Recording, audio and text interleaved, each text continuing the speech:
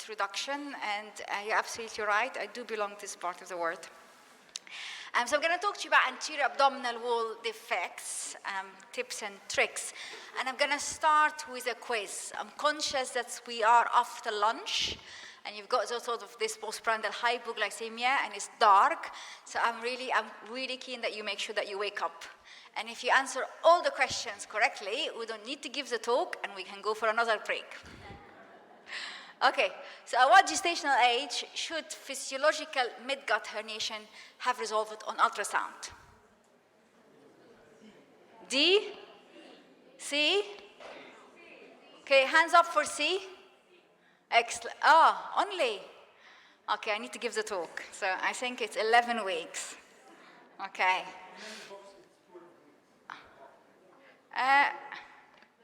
Well, I'm going to cover that in a second, and you're absolutely right. There is a little bit of difference in the literature. No, 14 is too far. Okay, which feature best differentiates gastroschisis from Onfalocele? Really?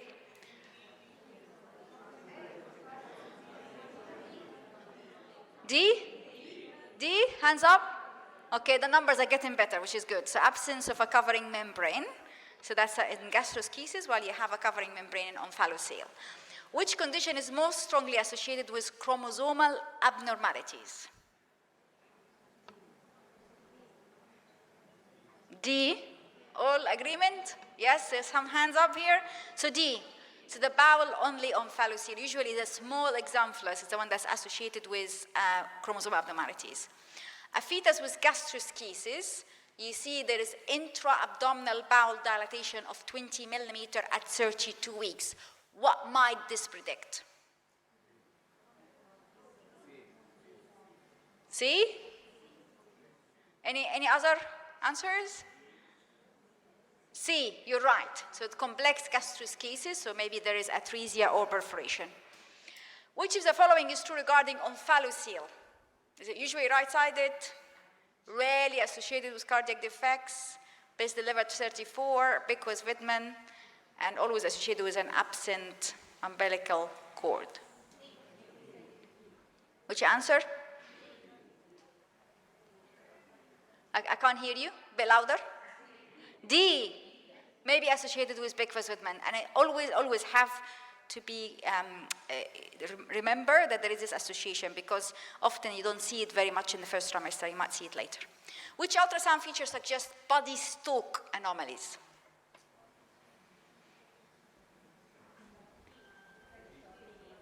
D? Any other takers? Yes, so very short or absent umbilical cord. That's quite characteristic. 20-week scan shows a midline defect with membrane covering herniation containing liver. What's the most appropriate next test? Do you do torch, Kleihauer?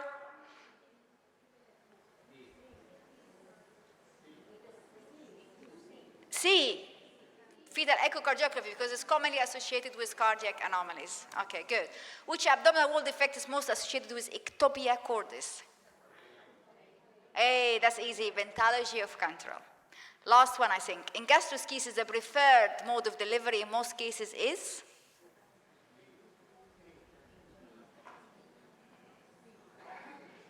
Do you have to routinely do cesarean section? No. No? I said you don't have to do cesarean section.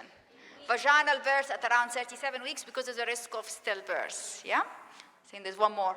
First trimester at 12 weeks, there is a large anterior wall defect with evisceration of abdominal contents and severe kyphoscoliosis. Which diagnosis is most likely? Body stalk anomalies. Okay, good. So, number one, you're awake. Number two, there is a need for the talk. So I still have to do some work. Okay, so to start with, when you do the ultrasound scan, we've seen the scan, it's brilliant, it's really high-level scanning, but what is expected from everyone? Well, expected is that you need to do the axial planes, and in the abdomen, not just one axial plane. So you go from here, you can see the stomach. I don't have a pointer, but I will use a screen, the laser pointer, so you can see that. Perfect, okay. So here you see in the stomach, and we said in the morning, so stomach in the left side, And here in this plane, you can see the two sides of the two ribs on both sides. You see the liver here. This is a trans-abdominal image, and this is a trans-vaginal image. And you can see that the resolution of the trans-vaginal is better. And I appreciate that sometimes some women don't want to have transvaginal scan for whatever reasons. They're not comfortable, and therefore we are left with a trans-abdominal. But you see the difference here. You can see clearly the descending aorta, anterior and left is a spine, the same level as the stomach. And you see here, anterior on the right is IVC, anterior vena cava. And you appreciate more the echogenicity of the organs, like the liver. Okay? So that's at the level of the stomach. You go down a little bit lower, and then as you see, demonstrate the abdominal insertion of the umbilical cord. Very important, because this is the level that you would detect things like exomphalus or gastroschisis. So you need to make sure that you see the cord insertion without any other defects or protrusion. And here on the right-hand side, if you're not sure, put the color Doppler. And you can see the bowel, and even in this, in kidneys on both sides, they look like a bit maybe less maybe less echogenic.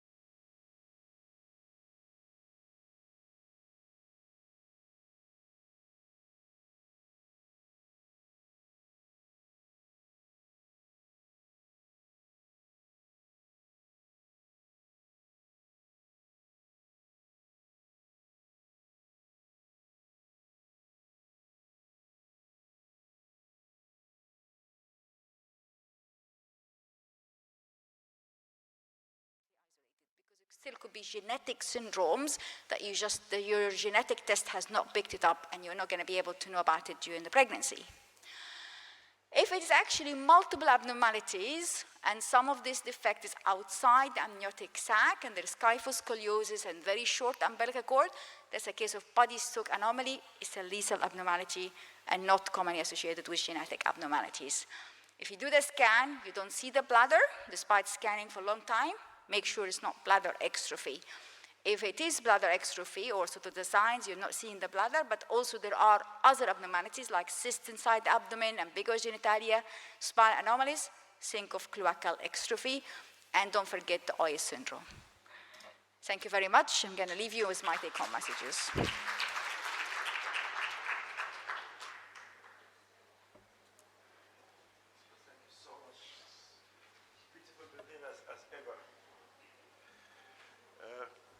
Can you put the light on for a few minutes? Any questions from the audience?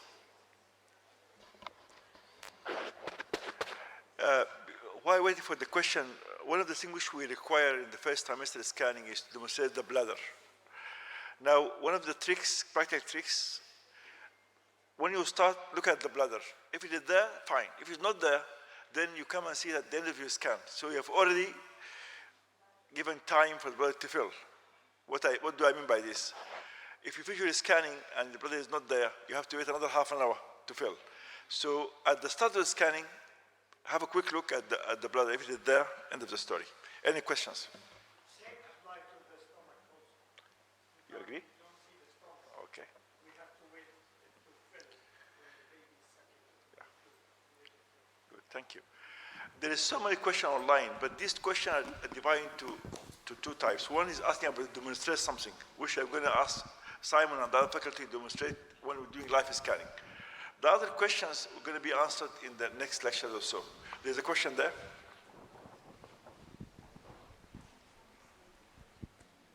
Yeah, Professor, regarding gastroschisis, I understand that it is unlikely to be associated with chromosomal anomalies, but does this mean that we shouldn't offer the patient amniocentesis? Because there is rare cases gastroschisis could be actually Onfalocele and rupture membrane. Okay, so it's a very good question. So the difference between Onfalocele and gastroschisis, where gastroschisis is not commonly associated with genetic condition, while Onfalocele is commonly associated with genetic conditions. So I guess your question is that there are cases, rarely, very rarely, when you have rupture of the exonflus, and therefore you would see the loops of bowel floating in the amniotic cavity. But this is very rare. And actually, often you see it later in pregnancy, not in the first trimester. I've never seen rupture exonflus in the first trimester. So, and therefore, in the first trimester, of course, whenever the baby have an abnormality, I will do a detailed anatomy for the wrist, particularly the heart. And if I find any associated abnormalities, even if it's gastroschisis, I will offer invasive testing. But if it's just gastroschisis and there's no associated abnormalities, we don't routinely.